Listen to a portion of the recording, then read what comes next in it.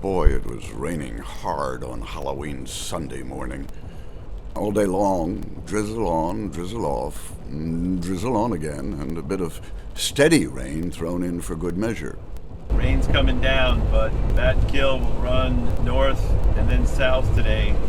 Despite all that, Ken Karlewicz was enjoying his 2 3/4 hour drive to Eagle Bridge to do what he and his rail photographer friends often do when the Batten Kill runs: chase and photograph the train on its 15-mile slice of rails of the former Delaware and Hudson Washington branch, which, no surprise, runs through beautiful Washington County.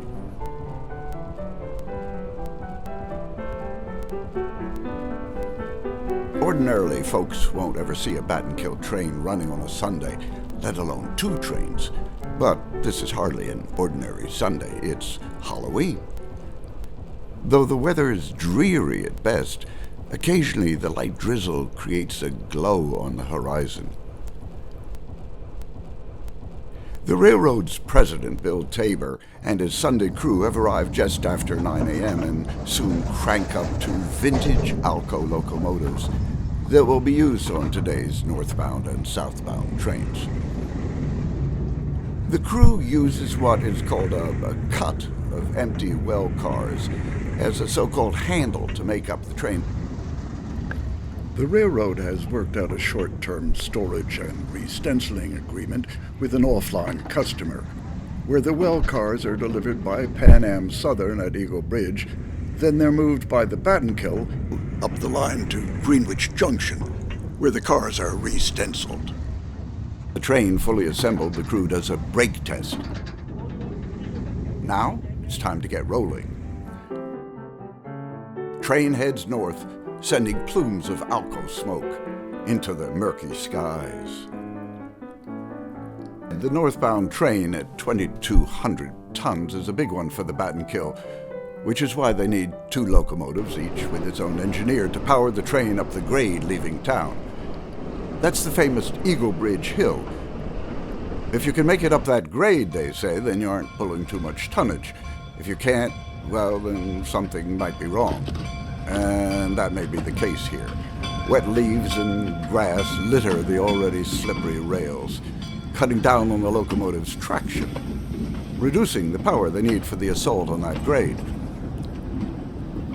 The uphill struggle intensified as the second locomotive was shut down momentarily due to a minor problem, causing the 1952-built RS3 to scratch, claw, and clamor to maintain the train's momentum.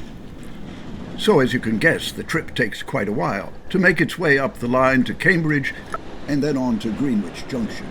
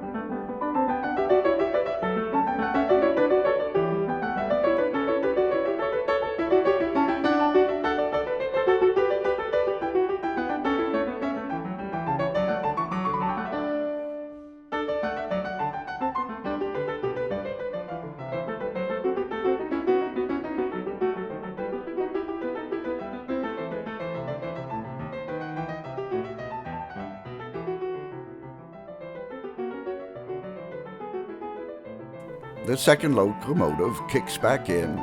By hook and by crook, the whole load makes it to Greenwich Junction, where rail fan photographers are waiting. What brings you to Shushin? So my name's Corey Ward, and well, you can kind of hear what brings me to Shushin off in the distance.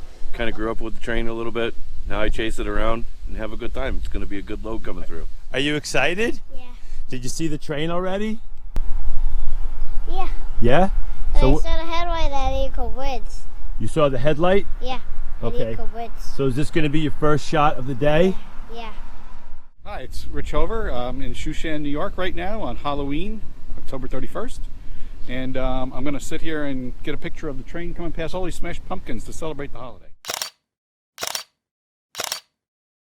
How long you been out here shooting this railroad? Since 1964.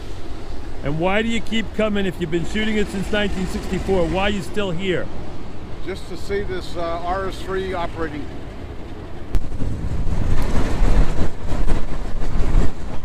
Did you get it? Yep. I'm gonna see that now. Later, 4-year-old Johnathan will take this gem of a picture. So the cars are emptied, the locomotives separate, and take the empty cars to be trundled back to Eagle Bridge. The blue Alco is the engine to do that.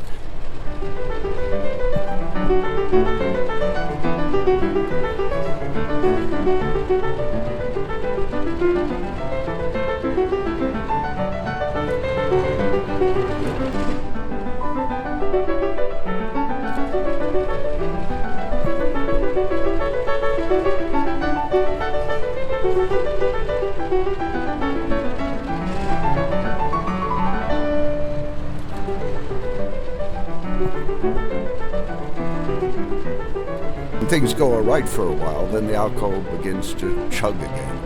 It's working hard to pull the load. Slippery rails, strange sounds. Rail fans are there to tell the story. Finally, Bill Tabor sends a man off to a hardware store, I couldn't believe this part, to buy bags of sand to fill the hoppers on the engine, to trickle down onto the tracks, to give the engine traction. But as if the day hadn't been tough enough, the sand is too grainy or too damp or whatever and never gets to the tracks. So men sprinkle sand ahead of the engine and under its wheels to get it going again. Which it does.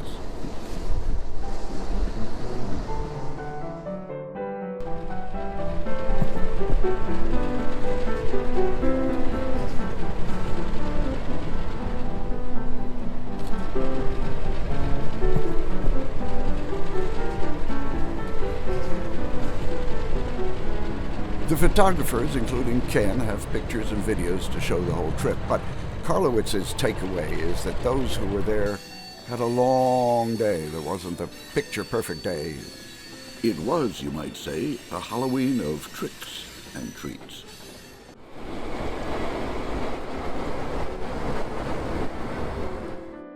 But only for a while, because the day was successful.